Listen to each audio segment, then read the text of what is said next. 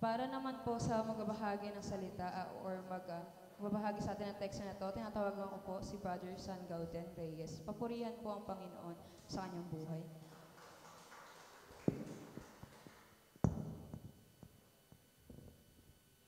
Ayos din naman yung Brother San Gauden, no? Patong-patong na pala yung mga ano Nabi? Hindi, joke lang. Good morning po! Ayan, ganyan po ang energy natin sa umaga. Mukhang nakapag-almusal po kayo ngayong umaga. Hindi pa? Mamaya na lang after worship service. Sa umaga pong ito, ang pag-uusapan po natin ay matatagpuan po natin sa Acts chapter 2 verses 1 hanggang 13. Ang nagsulat po ng aklat na ito ay si Dr. Luke. Si Lucas po ang nagsulat nito. At ang monthly theme po natin ngayong buwan ng January ay Birth of the Christian Church. Ayan. Nung nakaraang linggo ay hindi po tayo nakapag-start ng ating monthly theme dahil Thanksgiving Sunday po yon at pinrioritize po natin ang pagpapasalamat sa Panginoon since it is also the first Sunday of the year, no? So pero ngayon from today, from this Sunday until the last Sunday of this month, ang tatalakayin po natin ay nasa loob ng tema ng the birth of the Christian Church. At sa umaga pong ito, ang pag-uusapan po natin ay tungkol sa Pentecostes. Narinig niyo na po ba yung salitang Pentecost? Yan. So, ito po ang pag-uusapan natin. Katulad po nung nabasa natin doon sa teksto na ating pagbabatayan, nabanggit po doon ang araw ng Pentecostes. At alam niyo po ba na ang araw ng Pentecostes is often referred as the birthday of the church? Yan. Parang kinikilala po siya ng maraming mga Kristiyano na ito ang birthday ng church. Kasi ito yung unang pagkakataon na lumabas ang mga apostol para magbahagi ng mabuting balita tungkol kay Kristo. Yan. Bago po tayo magpatuloy, tayo po ay saglit na manalangin. O Diyos na dakila sa lahat, nagpapasalamat po kami sa umagang ito, Panginoon, ay pinagkaloob mo po sa amin. Salamat sa pagkakataon, O Diyos, na kami ay muling makaawit ng sama-sama sa iyo, Panginoon. Tunay na ang iyong kabutihan sa amin ay walang hanggan, Panginoon. At sa aming habang buhay, Panginoon, ay aawitin namin ng kabutihan mo, O Diyos. Salamat, O Diyos, sa mga kapatid namin na idinako mo sa dakong ito, Lord God. We believe that it is not by chance, Panginoon, na kami ang idinako mo dito sapagkat tunay na kami ang nais mo na makatanggap ng mga spiritual na pagpapala na inihanda mo, Panginoon, sa dakong ito ngayong umaga, Lord God. We praise you, Panginoon, sa puso ng mga kapatid namin, Panginoon, na patuloy na willing na lumago, Lord God, sa pananampalataya sa iyo, in the knowledge of you, Panginoon, at sa pagkakakilala, Panginoon, sa kung ano yung mga nais mo, Panginoon, para sa aming mga buhay. Just pray, God, na all throughout our worship service ay samahan mo po kami, Holy Spirit. We continually welcome you, Panginoon, in the midst of us, Panginoon. Patuloy na ipamalas mo po sa amin ang iyong kapangyarihan, ang iyong kaluwalhatian, O Diyos. Salamat, Lord. Sa inyo po namin pinagkakatiwala ang lahat. Binabalik lahat ng papuri at pasasalamat sa pangalan ni Jesus. Amen. Okay. Pag-usapan po natin ang araw ng Pentecostes. Nais ko pong basahin sa inyong muli yung teksto natin na pagbabatayan. Ayan, sige. Pwede po pa tayong bumalik doon sa ano. Yan, chapter 2 verses 1 hanggang 13. So ito po ay nangyari nung panahon na bago po ito nangyari yung kamatayan ni Jesus Christ. So, namatay si Jesus Christ, pinako siya sa krus. After 3 days, nabuhay po siya ulit. Then, after niyang mabuhay, nagstay po siya for 40 days dito sa lupa, kasama ng mga apostol. Then, after 40 days, umakyat po siya sa langit. Bago siya umakyat sa langit, sabi niya sa mga apostol, "Wag muna kayong aalis sa Jerusalem kasi may ipapadala akong tagatulong nyo." So ngayon, itong mga apostol, pag akyat ni Jesus Christ, hindi sila umalis sa Jerusalem, sinunod nila yung sinabi ni Jesus Christ. At dahil doon, nangyari ito. Okay? After some days, nangyari ito. So Acts chapter 2 verses 1 hanggang 13, nagkatipon silang lahat sa isang lugar nang sumapit ang araw ng Pentecostes. Kasi nga po, sinabi sa kanila ni Jesus Christ, "Wag muna kayong aalis sa Jerusalem, hintayin nyo yung papadala ko sa inyo." So dito sila naghihintay. No? Verse 2. Walang ano-ano'y may ingay na nagmula sa langit na tulad ng ugong ng malakas na hangin at napuno nito ang bahay na kinaroroonan nila. Verse 3. may nakita silang parang mga dilang apoy na dumapo sa bawat isa sa kanila at silang lahat ay napuspos ng Espiritu Santo at nagsimulang magsalita ng iba't ibang wika ayon sa ipinagkaloob sa kanila ng Espiritu. So, kung ipipicture out po natin yung senaryo, nandoon sila sa isang room, tapos biglang may malakas na hangin, ugong ng hangin, mula sa langit, tapos biglang may bumaba na mga apoy, dilang apoy. So parang sinabi kasi dilang apoy, mukha siyang dila, ganon. So yung shape niya ay parang dila, ganon. So bumaba yon at dumapo daw sa kanila isa-isa, no? So after nun dumapo sa kanila, nag-start daw po silang magsalita ng iba't ibang languages. So nag-start silang magsalita ng iba't ibang language, verse 5. May mga debotong Hudyo noon sa Jerusalem na nagmula sa iba't ibang, sa bawat bansa ng buong mundo. So, dahil nga po ito ay Feast of the Pentecost, so pista po ito ng mga Hudyo noong unang panahon. So, nagtitipon talaga sila sa lugar na yon para mag-celebrate. So, marami pong mga Hudyo mula sa iba't ibang mga bansa na pumunta sila sa Jerusalem para mag-celebrate ng pista na ito. So, now, kung babasahin natin ng mga susunod na mga talata, may mga nabanggit po dyan ng mga lahi, mga lugar, ganyan. Tapos nagtataka sila, paano silang nakakapagsalita nung language namin? Taga doon ako sa bansang yon. Yon yung pinagtataka nila. So iniisip nila, at sa huling talata po ng teksto na ating pagbabatayan, sabi nila, ngunit may ibang nagsabi ng pakutya, lasing lang ang mga yan. Parang ginudge lang nila na lasing lang yung mga yan kaya nagsasalita sila ng ganyan. No?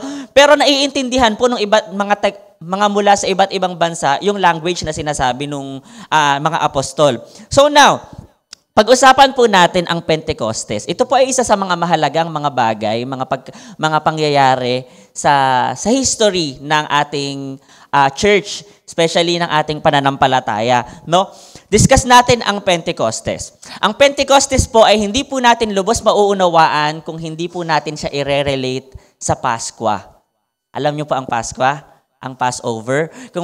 Sige, discuss po natin briefly ang Passover. Ito po ay matatagpuan natin sa Exodus chapter 12. Kung kayo po ay may free time after this worship service, pwede nyo pong basahin ang Exodus chapter 12. Pero discuss ko po sa inyo yung konteksto kung paano nangyari yung Passover o yung Pasko. No? Ang setting po noon ay umpisahan natin sa tinawag ni Lord si Moses sa burning bush. Naalala niyo po yun? Tinawag niya si Moses para palayain ang mga Hudyo, ang mga Israelites sa pagkakaalipin sa Ehipto. So ngayon, si Moses sabi niya, bakit ako? Ganyan, di ako magaling magsalita. Iba na lang yung piliin mo. Ganto, ganyan. So marami siyang dahilan. Pero ang sabi sa kanya, sige, kung hindi ka magaling magsalita, ipapadala ko sa iyo si Aaron bilang tagatulong mo. Siya yung magsasalita para sa iyo. Ganyan. So sa madaling salita, pumunta sila sa Ehipto para kausapin yung paraon ng Ehipto. Ang sabi, so nakikipag-bargain sila, palayain nyo na ang mga Israelita, ang mga Hudyo, ganto, ganyan. Ang point dito, ayaw pumayag ng parao. Ang parao po yung hari ng Ehipto noong unang panahon. So ayaw niyang pumayag. Ganyan. So ngayon, dahil ayaw niyang pumayag, nagpadala po ng mga salot ang Diyos. So sa madaling salita, dumaan na ang 9 na salot. So 9 na salot na yung dumaan, ayaw pa rin pumayag ng parao para palayain ng mga Hudyo. Nagkaroon na ng ultimatum ang Diyos. Sige, sa ikasampung salot na ipapadala ko sa inyo, ito na yon. So sa huling salot, nagbigay po ng instruction si Lord kay Abraham at kay Aaron. So nagbigay siya ng instruction, ang sabi niya, ipamalita niyo to sa lahat ng mga Hudyo. So ang sabi ng Diyos, maghanda sila ng isang tupa na papatayin at kakainin. Yan. So isang tupa na papatayin at kakainin, kailangan daw lalaki ang tupa o ang kambing at 1 taong gulang lang, walang kapintasan. Kompleto ang paa, hindi bingot, maayos ang health, ganyan. So perfect dapat yung ihahandog nila. So ngayon, ang instruction ng Lord, litsunin nyo. No? Litsunin nyo siya, wag hilaw o dilaga. Ito ay kakainin kasama ng tinapay na walang pampaalsa at ng mapapait na gulay. Yun yung sabi sa kanila ng Lord. Kapag kakainin nyo ito, dapat nakabihis na kayo, nakasandalyas, at may hawak na tungkod. Magmadali kayo sa pagkain nito. Ito ang Pasko ni Yahweh. No? Ang nangyari noon, Exodus chapter 12, verses 12 and 13, Sa gabing iyon, ito po ang sabi ng Diyos, no? Sa gabing iyon, lilibutin ko ang buong Ehipto at papatayin ang lahat ng panganay na lalaki, maging tao man o hayop, at paparusahan ko ang lahat ng Diyos-Diyosan sa Ehipto. Ako si Yahweh, yun ang sabi niya.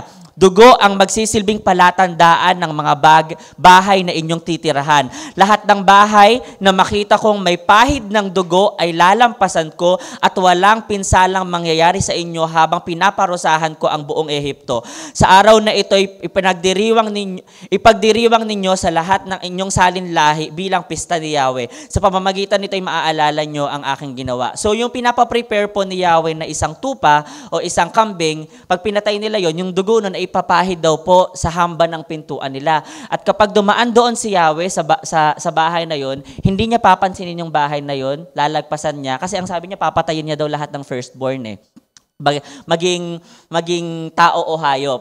No? So pag dinaanan ng Diyos, kunyari, dito sa San Guillermo, nakita niya yung bahay ni Nanay Mareng, may bahid ng dugo sa pinto, no, ng tupa. So pag dumaan diyan ng Diyos, lalagpasan niya po ang bahay ni Nanay Mareng. Walang mamamatay sa bahay ni Nanay Mareng, kundi may kaligtasan doon sa part nila. So ngayon, yun po yung tinatawag nating Pasko. No? Ito yung tinatawag nating Passover. So now, ano yung relasyon ng Pentecostes sa Passover? No? I-discuss po natin ito further. Ang sabi sa verse 14, ang araw na ito ipagdiriwang ninyo sa lahat ng inyong salinlahi bilang pista ni Yahweh. Sa pamamagitan nito ay maaalala nyo ang aking ginawa. So now, ang Passover po o ang Pasko ay sineselebrate po ng mga Hudyo until today, no? Sineselebrate po ng mga Hudyo every 14th day of their first month. No? Every 14th day of their first month. So, itong Pasko po o Passover, o Feast of Passover, may requirement po ang Diyos dito. Ang sabi, mag-aalay sila ng first fruit. May requirement ng Lord na maglalaan sila ng araw ng pamamahinga. Ganyan, may requirement ng Lord na mag-aalay sila ng mga ani nila, ng mga grain, ng wheat harvest, at merong dalawang loaves ng bread. Yun yung sabi po na requirement ng Panginoon. Leviticus chapter 23 verses 15 hanggang 17 ang sabi dito, mula sa kinabukasan ng araw ng pamamahinga, araw ng pagdadala nyo ng bigkis na ani, magpalipas kayo ng 7 linggo. I-note po natin yung 7 linggo, no? Ang ika-50 araw ay tatama sa kinabukasan ng araw ng pamamahinga. Sa araw na iyon, magdadala kayo ng handog na pagkaing butil, 2 tinapay na may pampaalsa, 1 salop ng harina, ng bagong aning trigo at gagamitin ito. Ito ang handog nyo mula sa unang ani. So may nabanggit po doon sa verse na yon na 7 weeks. So kapag kinumpute po natin ng 7 weeks, ilan pong araw yon? Oh, ang gagaling sa math. 49. Oh, na-compute ko na po ito kagabi, kaya alam ko po siya. So, ang 7 weeks po ay 49 days. So, ang 50th day, kinabukasan, pagkatapos ng 7 weeks na yon, yung 50th day ay isang selebrasyon. Kasi ang sabi po dito, sa ika-50 araw ay tatama sa kinabukasan ng araw ng pamamahinga. Sa araw na yon, ang sabi, ito ay magiging isang celebration. Okay? Ang 50th day nila. Sa panahon po ngayon, sineselebrate po ito ng Israel bilang Shavuot. Ang tawag po nila doon sa parang holiday po nila ay Shavuot. S-H-A-V-U-O-T. No? Ito ay isang celebration of God's provision, celebration of the harvest. So, basically, ito pong Shavuot na ito ay pagdiriwang dahil may kasaganahan na ibinigay sa kanila ang Diyos. So ngayon, ano ang relationship nitong Shavuot na ito at ng Pasko na ito at ng 7 weeks na ito sa Pentecostes? No? So basically, magsisimula po ang bilangan ng araw mula sa unang araw ng Passover, ng Pasko. So pag nagkaroon ng Pasko or pag sinelebrate nila ang Pasko, after 7 weeks of 49 days, no, ay sabi kinabukasan, sa ika-50th day ay magkakaroon ng celebration. Yun po yung tinatawag na Pentecostes. Yun yung tinatawag na Day of Pentecost. Kasi ang salita pong Pentecost ay nagmula sa Greek word na ibig sabihin ay 50th. Kaya siya tinawag na Pentecost. Medyo related din po yung yung word na kung maaalala po natin, ang first 5 books of the Bible ay tinatawag na Pentateuch. No? Ito naman po, 50th day ay tinatawag na Pentecost. So parang yung wordings po nila, yung formation ng words nila ay nandoon, no? Mauunawaan po natin. So now, sa araw ng Pentecost, ang relationship po ng araw ng Pentecostes at ng araw ng Passover ay hindi po natin maaaring paghiwalayin dahil doon po nakabase yung bilangan ng araw at kung ano yung mga mahahalagang nangyari sa mga susunod na celebrations nila bilang lahing Hudyo, no?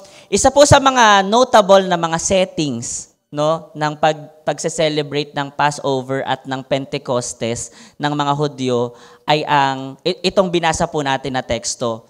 At kung babalikan po natin, 50th day ay Pentecostes, naghihintay po ang mga ang mga alagad sa Holy Spirit. So, ang setting po nito, sa totoo lang, si Jesus Christ po, nung pinako siya sa krus at namatay siya, these are hours before the start of the Passover. So, kung susumahin po natin, si Jesus Christ po ay pinako siya bago ang araw ng Pasko, bago ang celebration nila ng Pasko. Yung huling hapunan po na nakikita po natin at binabasa natin sa Bible, yun po yung, kumbaga, Passover meal na dapat ay hindi pa nila kakainin, pero nagpahanda na si Jesus Christ dahil kinabukasan, dahil malapit na nga siyang patayin. So now, si Jesus Christ po ay namatay before the feast of the Passover. Now, 3 days after, nabuhay siya. So may 3 days na. After he rose again, nagpakita siya sa mga disciples at nakasama niya siya for 40 days. So ngayon, kung bibilangin po natin after ng after ng Passover, 3 days before nabuhay si Jesus Christ, so that's 3 days. Tapos nagpakita siya for 40 days or nakasama niya yung mga apostles ng 40 days. So that's 43 days na. 43 days. Di ba ang relationship nga ng Passover at ng Pentecost ay 50 days after siya. So meron na lang 7 days, no? So after 40 days, umakyat si Jesus Christ sa langit. So after he rose again, he has been with disciples for 40 days at umakyat siya sa heaven. At ang sabi niya sa Acts chapter 1 verses 4-5, samantalang siya'y kasama pa nila, pinagbilinan sila ni Jesus. Sabi niya, huwag muna kayong aalis sa Jerusalem. Sa halip, hintayin niyo roon ang ipinangako ng Ama na sinabi ko sa inyo, si Juan ay nagbautismo sa tubig, ngunit di magtatagal ay babautismohan kayo sa Espiritu Santo. So now, if we will do the math, approximately 43 days na after ng Passover, no? Nung settings, nung pagkamatay at muling pagkabuhay ni Jesus Christ at pag-akyat niya sa langit. Pag-akyat ni Jesus Christ sa langit, approximately 43 days na. So malapit nang mag-Passover, no? Passover po yung yung teksto natin. Pentecost po yung pinag-uusapan natin, no? If we will do the math, 43 days na siya.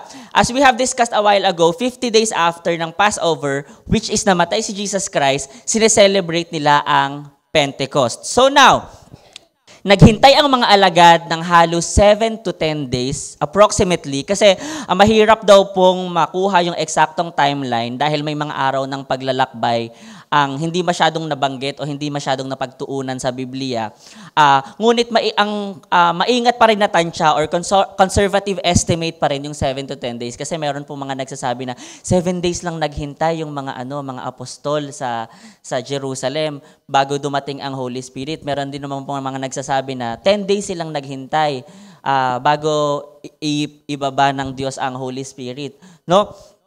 So now, sa madaling salita, after pong mamatay ni Jesus Christ, nabuhay siyang muli after 3 days, after 40 days, nakasama siya ng mga apostol dito sa lupa. Then after 7 to 10 days, dumating na po ang araw ng Pentecostes. So ito na po yung nangyayari noon. Habang naghihintay po ang mga apostol, ay nananalangin po sila sa tinatawag na upper room, no? Sa pinakamataas na kumbaga na kwarto, no, sa lugar na yon or sa pinag-stayan nila.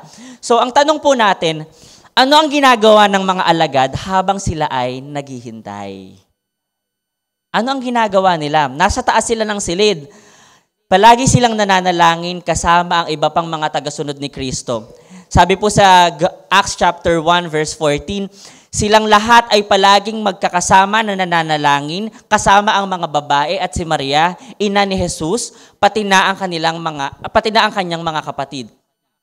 So, kung makikita po natin dito, ang ginagawa po ng mga apostol habang sila ay naghihintay nung sinabi ni Jesus Christ na ipapadala niya, no, ay lagi silang magkakasama, palagi silang nananalangin at nagpupuri sa Diyos. No? Siyempre alam natin na gumawa rin ng iba't ibang mga bagay ang mga apostol dahil nabanggit din po sa Bible na si Peter upang gabayan ang desisyon kung sino ang dapat maging, kumbaga si Peter nung namimili po sila ng kung sino ipapalit kay Judas. Ganyan, nandun din po yun sa timeline na yun So, meron din po silang ibang mga ginagawa, no? Pero, most of the time, magkakasama po sila para manalangin at magpuri sa Panginoon. They wait in prayer and in worship. So, tayo po, sa sitwasyon natin sa buhay natin, habang tayo po ba ay naghihintay, ano po ang ginagawa natin? When God asks you to wait, what are you doing? What are we doing? No? Habang wala pang sahod, ano ang ginagawa mo? Pastor, nagfa-fasting po ako. Wala na po akong pambili ng pagkain. When God asks you to be matured enough to get into a romantic relationship, ano ang ginagawa mo? Kapag sinabi ng Diyos na maghintay ka hanggang sa maging mature ka bago ka pumasok ng isang romantic relationship, what are you doing? Nalulungkot? Nayayamot? Nagmumukmok? Di ko na yata kaya pang labanan ang damdamin ko. Masyado nating isinasapamuhay, lalo sa mga kabataan, Masyado nating isinasapamuhay itong mga bagay na ito. When God asks you to wait for the right job na hindi makakasagabal sa paglilingkod mo, ano ang ginagawa mo? When God asks you to wait hanggang sa baguhin ng Diyos ang puso ng anak mo, ang puso ng asawa mo, ang puso ng kaibigan mo, ng kapitbahay mo, ng lahat ng mga tao sa paligid mo, when God asks you to wait hanggang sa baguhin niya ang mga taong ito, ano ang ginagawa mo? When God asks you to wait hanggang sa muli niyang pagbabalik, ano po ang ginagawa natin? Ang mga apostol po, naghihintay sila. Naghihintay sila sa ipinangako ni Jesus Christ na ipapadala niya na tagatulong. At habang naghihintay sila, they wait in worship and in prayer. That's why, as for us also, sa panahon po natin ngayon, as we wait with anything, kahit ano po ang hinihintay natin sa ating mga buhay, we should wait in prayer and in worship. Amen? Mahina, parang ayaw mag-worship. Parang ayaw mag-pray. Amen? Amen. Tayo po ay maghihintay ng may panalangin. Kung tayo po ay nag-a-apply ng trabaho, habang hinihintay mo yung reply sa email mo, manalangin tayo at mag-worship. Kung tayo ay naghihintay ng iba't ibang mga bagay, marahil sa school, ng grades mo, marahil sa pamilya, kung naghihintay ka na may mga hinihintay tayo, may pinapanalangin tayo na kung gusto mo ng bagong cellphone, bagong laptop, kung gusto mo magkakotse, bagong bahay. Yan. We wait in prayer and in worship. Amen? Gayahin po natin yung characteristics ng mga apostol noon na habang sila ay naghihintay, sila ay nananalangin at nagpupuri sa Panginoon. Ngayon, natapos na ang kanilang paghihintay. Dumating na po ang banal na Espiritu. Ito po yung teksto natin ngayon. So, ang sabi doon sa chapter 2, verse 1, nagkatipon silang lahat sa isang lugar nang sumapit ang araw ng Pentecostes. Walang ano-ano'y may ingay na nagmula sa langit na tulad ng ugong ng malakas na hangin at napuno nito ang bahay na kinaroroonan nila. May nakita silang parang mga dilang apoy na dumapo sa bawat isa sa kanila at lahat sila ay napuspos ng Espiritu Santo at nagsimulang magsalita ng iba't ibang wika ayon sa ipinagkaloob sa kanila ng Espiritu. So now, let's dig deeper about Pentecost. Pag-usapan po natin ang mas malalim na mga nangyari sa araw ng Pentecostes. These are the wonders of the first day of the Pentecost. Number 1 is the sound or yung tunog na narinig nung panahon na yon. So, habang ang mga apostol po ay nagtitipon sa upper room or dun sa pinakamataas na kwarto, no, nakarinig sila ng isang malakas na ugong. Ang sabi doon, walang ano-ano'y may ingay na nagmula sa langit na tulad ng ugong ng malakas na hangin. So, ang picture po dito, imagine niyo merong tornado dyan sa labas, tapos naririnig natin yung ugong ng hangin. Or kaya, may malakas na bagyo, tapos, di ba parang yung hangin nun sumisipol? Ganyan. Tapos parang, parang ganun yung tunog. Pero may ano siya, parang ano pala, parang hayop pala yung tunog na yun. Parang ano siya. Pero parang malakas na ugong ng hangin and yung sipol ng hangin. Ganun po yung pinakatunog na nakita nila or narinig nila noong panahon na yon. At sa history po na idinidiscuss sa atin ng Bible, some of the time na nagpakita ang Panginoon ay nagparamdam ng presensya ang Panginoon ay sa pamamagitan ng ugong ng hangin or sa pamamagitan ng hangin mismo. Kung maaalala po natin, kung babasahin po natin yung kwento ni Ezekiel noong unang panahon na sinabi niya kay Ezekiel, o sige, mag-preach ka at bibigyan kita ng church. Tapos pumunta siya sa iba't ibang mga lugar na may magagandang church pero walang imik ang Diyos. So feeling niya hindi yun yung church na ibibigay sa kanya ng Diyos. Hanggang sa pinaakyat siya ng Diyos sa isang bundok. Tapos may nakita siyang mga dry bones, mga tuyong mga buto. Tapos sabi ng Diyos sa kanya, o sige, mag-preach ka sa mga butong yan. At sila yung magiging church mo. So, sa madaling salita, doon sa pagkakataon na yon ay nagkaroon ng malakas na hangin, ugong ng hangin na nagmula sa langit. At doon ay naiparamdam ng Diyos ang presensya niya kay Ezekiel. At the same time, ganun din yung nangyari dito sa araw ng Pentecostes. Nandoon ang presensya ng Panginoon. Ang ugong ng hangin, ang tunog ng hangin ay kumbaga nagsisimbolize ng presensya ng Panginoon sa lugar na yon. So, the sound of a mighty rushing wind filled the room where the disciples were gathered. It is the evidence that God is at work. Ebidensya po ito na ang Diyos ay kumikilos doon sa pagkakataon na yon o doon sa lugar na yon. So, that's our first wonder of the first day of the Pentecost, the sound. The second one is the sight. Ano yung nakita nila? Ano naman yung nakita nila? So narinig na nila kung ano yung tunog ng presensya ng Diyos. So ngayon, ano naman yung nakita nila? Chapter 2 verse 3, ang sabi po dito, may nakita silang parang mga dilang apoy na dumapo sa bawat isa sa kanila. Tulad ng hangin, ang fire po ay may symbolism sa Biblia. No? Kung manonotice po natin yung mga symbolism ng fire, number 1, fire symbolizes cleanliness or cleansing, or ang fire po ay naglilimas, kumbaga. No? Sa Isaiah, ito po yung mga characteristics ng ng apoy na maiko-correlate po natin sa mga nangyayari sa Biblia. So, ang fire po, isa sa mga characteristics niya ay naglilima siya. Kumbaga, pag kunyari, nagkaroon ng sunog, in Jesus' name, wag naman po, di ba? Nalilimas yung mga ari-arian, mga bahay. So, ganun. Fire cleanses, no? Isaiah chapter 6, nung si Isaiah po, nung time na ikinikwento niya po ang vision niya dito sa Isaiah chapter 6. Ang nangyari po doon ay nakita niya ang Diyos. No, nandoon siya sa sitwasyon na nakita niya ang Diyos at ang sabi niya, kawawa ako sapagkat ako ay isang makasalanan at mula sa isang lahing makasalanan. Mapapahamak ako sapagkat nakita ko ang hari, nakita ko si Yahweh ang makapangyarihan sa lahat. So pagkatapos po nun, pagkatapos sabihin ni Isaiah yung mga words na yon, may isang seraphim o may isang angel na sumipit ng isang baga mula sa altar, no? So ito pong baga na ito ay syempre hindi naman po magkakaroon ng baga kung walang apoy, no?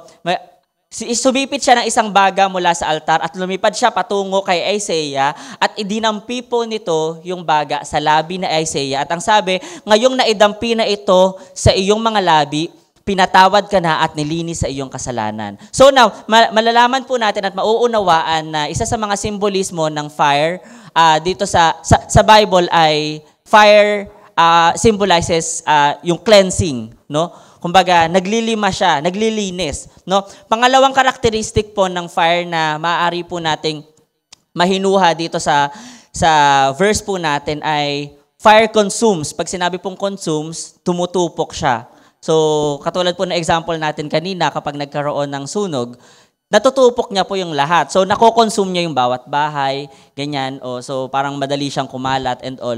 So, ang Holy Spirit po, no, katulad po nung kung papaano siyang bumaba sa mga apostol, sa pamamagitan ng apoy, the Holy Spirit will burn up, tutupukin niya yung mga pride sa sarili natin, yung mga kumbaga kayabangan natin upang sa gayon ay maging humble enough tayo in the face of God, no? Magiging humble enough tayo para sundin kung ano yung nais ng Diyos na gawin natin sa buhay natin.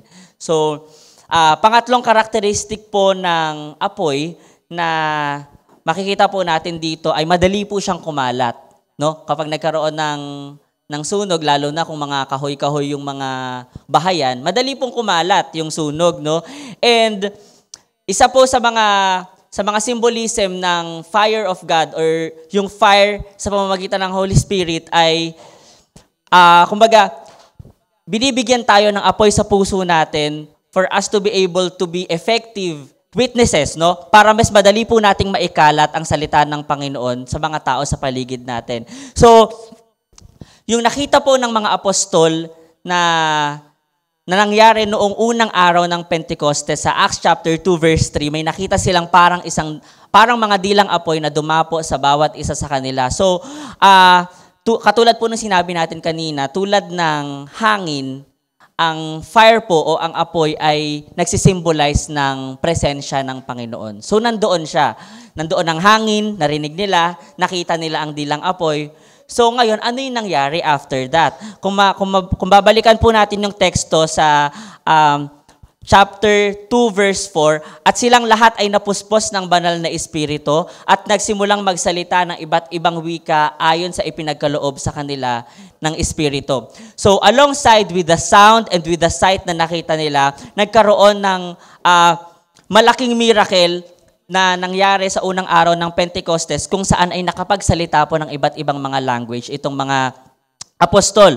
So, dito po natin makikita na ito po yung unang pagkakataon na nabanggit sa Bible na nagkaroon po ng speaking in tongues. Narinig niyo na po ba yung word na speaking in tongues?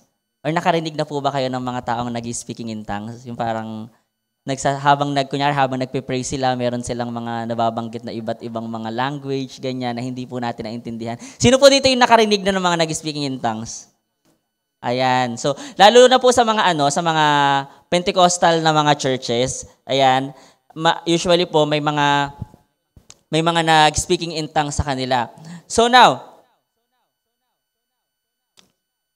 ano po ang mahihinuha natin dito sa speaking in tongues? So, ito po yung kumbaga first time in the history of the Bible na nagkaroon ng speaking in tongues. So, pag-usapan po natin, ano nga ba ang speaking in tongues? Ayan. So, speaking in tongues is an individual speaks of a language na hindi niya po alam. So, kumbaga, kunyari si Tita Angie, kunyari, na naririnig niyo siya para siyang nagcha-Chinese, ganyan, kahit hindi naman talaga siya Chinese, ganyan. Tapos maririnig mo sa likod si Nanay Gagi, nagko-Korean, ganyan. Sabi niya, sarangheo. Naririnig po natin sila ng mga language na hindi naman nila talaga alam. Kumbaga, hindi nila pinag-aralan kasi meron naman maaari, 'di ba? Nag-aral ka ng Italian language tapos nagsasalita ka ng Italian. Pero kumbaga, itong mga tao na ito ay wala silang idea kung ano yung language na yun, pero nababanggit nila. Ganun po yung nangyari sa unang araw ng Pentecostes sa mga apostol, no? So, itong mga tongues na ito, itong speaking in tongues na ito, ay may dalawang uri po yan, no? Yung unang uri ng speaking in tongues ay language na mauunawaan dito sa mundo, Kumbaga, may mga language po na maaari pong may mga tao po na nagsasalita ng iba't ibang language na native dito sa mundong ito. Pero meron din naman pong pangalawang uri ng tongues na kahit sino dito sa mundo ay hindi makakaintindi. No? Na parang, ang sabi nga nila, these are the words of the angels. Yan. Kumbaga, ito yung mga holy languages na kahit sino sa mundong ito ay walang familiar, walang nakakaintindi. No? So, ang speaking in tongues po ay isang spiritual gift. Ganyan. So, may narinig po akong isang preaching, ang sabi niya, kung gusto mo magkaroon ng speaking in tongues, hingiin mo sa Diyos. Kung gusto mong matutong mag-speaking in tongues, or bigyan ka ng gift ng speaking in tongues, hingin mo sa Diyos kasi spiritual gift siya. No? We ask God for it. No? Yung ability po to speak in tongues ay isa sa mga spiritual gifts na ibinibigay sa mga Christians through the Holy Spirit. No? Ang mga Christian po ay binibigyan ng one or more na mga spiritual gifts. So kung meron na po kayong mga spiritual gifts ngayon, tapos desire mo na makapag-speaking in tongues, pwede po natin hingin yan sa Panginoon. No? Like any other spiritual gifts, ang spiritual tongue po ay hindi po guaranteed na ibibigay po sa lahat. Kahit hingin po natin sa Kanya, hindi po, decision pa din po ng Diyos kung ibibigay niya sa atin o hindi. No? There are 3 things that we need to know about speaking in tongues. Number 1, speaking in tongues is the evidence of the power and abilities of the Holy Spirit. No? Alam po natin na mahirap pong makatuto o makaunawa, mahirap pong matutunan ng iba't ibang mga languages, ganyan. Sa Pilipinas nga po, ang usual lang na itinuturo ay Filipino at English na language, pero hirap pa din po tayo sa mga subjects natin. Ano? So, mahirap po para sa atin na makatuto ng iba't ibang mga lengguwahe. No? Pero, dito po ay pinapakita na ang speaking in tongues ay isang ebidensya ng kapangyarihan at abilidad ng Holy Spirit para i-empower ang mga taong pinagkalooban ng spiritual gift na ito. Ang Holy Spirit ay nag-e-enable ng mga tao na magkaroon ng, kumbaga, supernatural na mga kakayahan para magsalita ng iba't ibang mga language. No? Ulitin po natin, one of the things that we need to know about speaking in tongues is that it is the evidence of God's power. No? God's power and abilities of the Holy Spirit. So kung wala po tayong Holy Spirit, kung hindi po tayo puspos ng Holy Spirit, we are not able to do it. No? Hindi po tayo speaking in tongues. Pangalawang bagay po na dapat po nating maunawaan about speaking in tongues ay meron pong speaking and interpreting. No? Dapat lagi silang magkasama. No? Ang sabi po sa 1 Corinthians chapter 14 verses 27 hanggang 28, kung may nagsasalita sa inyo ng iba't ibang mga wika, no? Kung may nagsasalita daw po ng speaking in tongues, kunyari dito sa church natin, sapat na ang 2 o 3, salit-salitan sila. At kailangang may magpapaliwanag ng kanilang sinasabi. Ngunit kung walang magpapaliwanag, manahimik na lamang ang bawat isa at makipag-usap ng sarilinan sa Diyos. So, ang sabi ng Lord, kung sa church nyo ay may nag-speaking in tongues, okay na yung 2 o 3. At dapat pag may nag-speaking in tongues sa church nyo, dapat may mag-i-interpret din. So, sabi niya, kung walang mag-i-interpret, manahimik na lang sila at makipag-usap sila ng sarilinan sa Diyos. No? So, kung sa church po natin, kung nakakaramdam po kayo na binigyan po kayo ng gift ng Lord ng speaking in tongues, ang paalala po sa atin ng Panginoon, kung wala daw po dito na may gift naman ng interpretation para ipaliwanag yung speaking in tongues nyo, wag na lang daw po muna natin, kumbaga, manahimik na lang daw po tayo. Yung direct word na sinabi dito sa Bible, no? Manahimik na lang sila at makipag-usap ng sarilinan sa Diyos. No? Mahalaga po na ang speaking in tongues, mahalaga po ang mensahe ng speaking in tongues na dapat ay nai-interpret. Kasi imaginein mo, kunyari si Ate Grace, ganyan, tapos nag-speaking in tongues siya, tapos magugulantang si Angel, no? Ano sinasabi nito? Ano sinasabi mo, te? Yan. Tapos walang nagpapaliwanag, di ba? Walang nagpapaliwanag. So, yun po yung purpose ng Diyos sa mga tao na nag-speaking in tongues na nais niya na itong mensahe na ito, mensahe binabanggit sa pamamagitan ng speaking in tongues ay may mag-i-interpret upang mas maunawaan. No? Pangatlong bagay na dapat po nating maunawaan when we speak in tongues or tungkol sa speaking in tongues is that the gift of tongues is a way to bring glory to God. No? Hindi po siya ginagawa para lang magmalaki na, uy, marunong ako nun, meron ako nun, may speaking in tongues ako, binigyan ako ng Diyos nun. No? Hindi po siya ginagamit para ipagmalaki. It is used to bring glory to God. Amen? So kung tayo po ay marunong mag-speaking in tongues or binigyan ng gift na mag-speak in tongues, gamitin po natin ito to give glory to God. Matanong ko lang po, no, meron po ba dito nag-speaking in tongues? Or na-experience na mag-tongues? Na-experience nyo na po ba?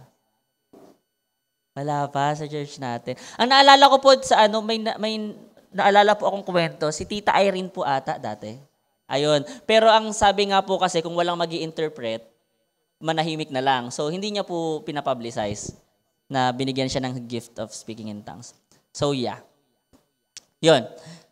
Malay po natin sa mga susunod na mga panahon, 'di ba? Si Tita Emmy magsalita ng iba't ibang language, 'di ba? Tapos si Tita Grace magiging Italian, 'di ba? Si Nanay Silang magiging Chinese, di ba? Oh. Pero ang purpose po nun is to give glory to God. Kung mapapansin po natin, doon sa unang araw ng Pentecostes, ginamit po ito ng mga apostol upang magbahagi ng mensahe ng Panginoong Hesukristo sa iba't ibang mga lahi. So ngayon, naging effective sila kasi itong mga lahi itong mga tao na mula sa iba't ibang mga bansa, nagkatipon sila sa Jerusalem upang i-celebrate ang araw ng Pentecostes or ng Shavuot, no? I-celebrate ito at hindi nila makakausap itong mga tao na ito dahil iba yung language nila. So ang ginawa po ng Holy Spirit, binigyan sila ng kakayahang magsalita kung ano yung language ng mga tao na yon. Kaya sila nakapag-share ng gospel. So tayo, bilang mga Kristiyano, hindi man po tayo marunong magsalita or binigyan ng kakayahan na mag-speaking in tongues, kaya po nating mag-Tagalog. Kaya po natin mag-English. At most of the time, ang mga kausap naman po natin ng mga kapitbahay, mga kaibigan, mga Filipino din naman po. So kung sila sobrang on fire nila na magbahagi ng salita ng Panginoon kahit hindi nila kaparehas ng language, what more tayo na kaya naman po nating makipag-usap ng dire-diretso sa mga tao sa paligid natin. So, that's speaking in tongues. So now, ito na po yung last point ko. Last point about the wonders of the day of Pentecost is the Spirit. So chapter 2 verses 4 hanggang 13, sabi po dito, at silang lahat ay napuspos ng Espiritu Santo at nagsimulang magsalita ng iba't ibang wika ayon sa ipinagkaloob sa kanila ng Espiritu. Kung babasahin po natin ng mga susunod na mga talata, ay nabanggit po dito yung iba't ibang mga lahi na nagmula sa iba't ibang mga bansa at nagkatipon sila at nagtatanong sila, anong nangyayari sa kanila? Bakit nila nasasambit yung language mula doon sa lugar ko? Tapos verse 13 ang sabi po dito, ngunit may ilang mga nagsabi ng pakotya, lasing lang ang mga yan. No? So, the most important aspect of the Pentecost ay hindi yung ugong ng hangin, hindi yung dilang apoy na dumapo sa bawat isa sa kanila, hindi po pinaka-importante yung nagsimula sila na magsalita ng iba't ibang mga wika. The most important aspect of the Pentecost is the Spirit of God. Ito po ang sentro ng araw ng Pentecostes. Ang Pentecostes po marks the coming of the Spirit to empower the church para gawin yung Great Commission na ibinigay sa atin ng Panginoon, which is to go and make disciples of all nations, baptizing them in the name of the Father, of the Son, of the Holy Spirit, teaching them to obey everything I have commanded you, and surely God will be with us to the ends of the age. No? Ang Pentecostes po ay ang unang araw kung kailan isinagawa ito ng mga apostol na hanggang ngayon ay isinasagawa pa rin po ng mga Kristiyano. No? The Spirit enabled the apostles to be effective witnesses nung time na yon. So ang tanong po natin, ano po ang ginagawa ng Holy Spirit sa atin ngayon? What does the Holy Spirit enables you today? No? Ano yung binibigay sa iyo na kapangyarihan at kakayahan ng Holy Spirit sa araw na ito, no? Sa atin po bilang mga Kristiyano, nais po ng Diyos na matutunan natin na tayo ay dapat nagsasalita ng may katapangan. No? Acts chapter 4, kung babasahin po natin noon, si Peter po, kine-question siya ng mga leaders ng simbahan noon. No? Kasi nagpapahayag siya ng salita ng Panginoon at may pagkakataon na may pinagaling po silang isang lumpo. No? Tapos pinatawag siya ng mga leaders ng simbahan. Imagine niyo po, pinatawag po kayo ng Malacanang para tanungin. Dahil meron kayong mga ginagawang mga bagay. So ito si Peter, ang sabi niya doon sa mga leaders ng simbahan, mga tagapanguna at mga pinuno ng bayan, kung sinisiyasat nyo kami ngayon tungkol sa kabutihang ginawa namin sa lumpong ito at kung paano siya gumaling, nais kong malaman ninyong lahat at ng buong Israel na ang taong ito ay nakatayo sa inyong harapan at lubusang gumaling dahil sa kapangyarihan ng pangalan ni Hesukristo na taga Nazaret na inyong ipinako sa krus, ngunit muling binuhay ng Diyos. Imagine that. Yung katapangan na meron si Peter nung time na yon para sagutin niya yung mga tao na, itong lumpo na to na nakatayo sa harapan nyo, gumaling yan dahil kay Jesus Christ na ipinako nyo. The Lord is asking us today to speak courageously, no? Nang may katapangan. The Lord is asking us to be witness of Jesus openly. Kung si Peter po, hindi po siya nag-hesitate na ibalita sa mga tao si Jesus Christ. Ang tanong po natin sa bawat isa sa atin ngayon, nahihiya ka pa ba? Nahihiya pa po ba tayo?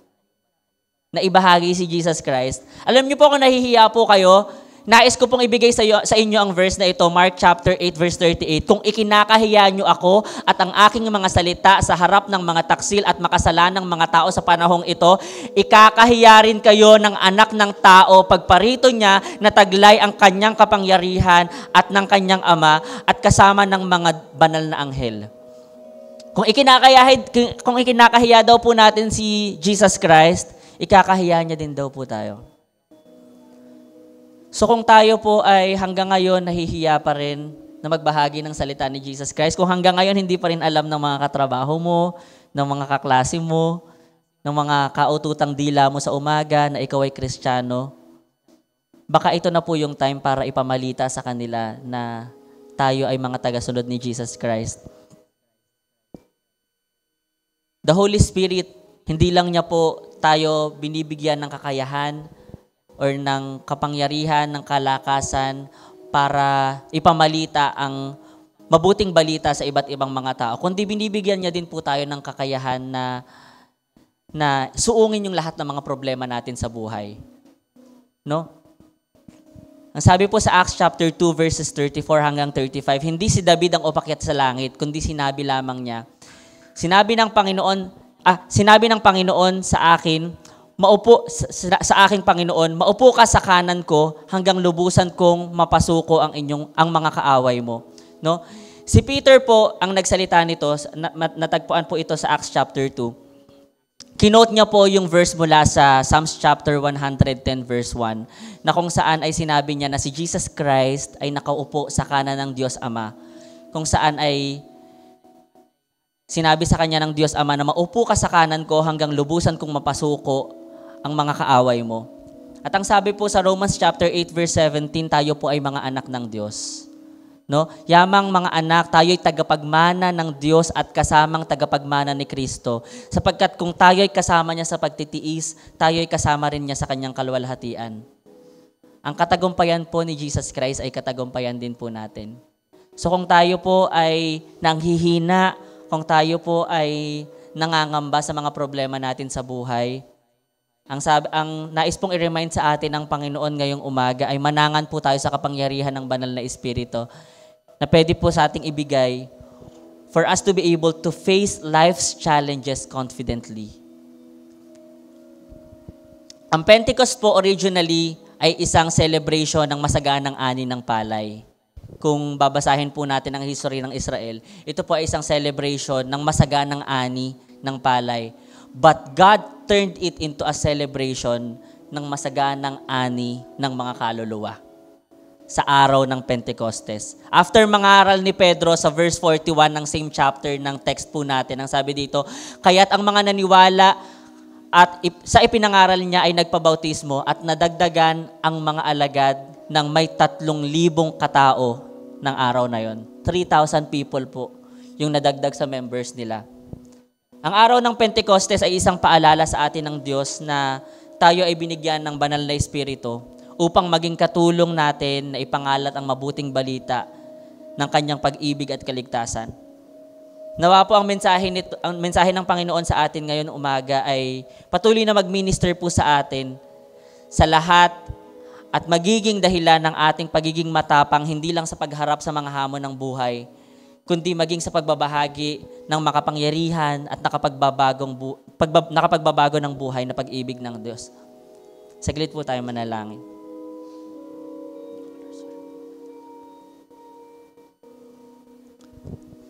O Diyos na dakila sa lahat, nagpapasalamat po kami sa umagang ito, Panginoon, ay pinagkaloob mo po sa amin. Salamat sa pagkakataon, Panginoon, na napag-aralan po namin, Panginoon, ang tungkol sa araw ng Pentecostes, kung saan ay nagsimula, Panginoon, ng mga apostol na ipahayag ang mabuting balita patungkol sa aming Panginoong Jesucristo. Na hanggang ngayon, Panginoon, ay isinagawa, Panginoon, ng mga Kristiyano hanggang sa makarating sa amin, Panginoon, bilang mga anak mo na naririto. At nawa, Lord God, ang pagbabahagi ng salita mo na ito, ng gospel mo na ito, ng mabuting balita mo na ito, ay hindi po magtapos sa amin. Ang dalangin namin, Panginoon, katulad kung papaano mong in-empower, Panginoon, ng mga apostol noong unang panahon sa araw ng Pentecostes, Panginoon.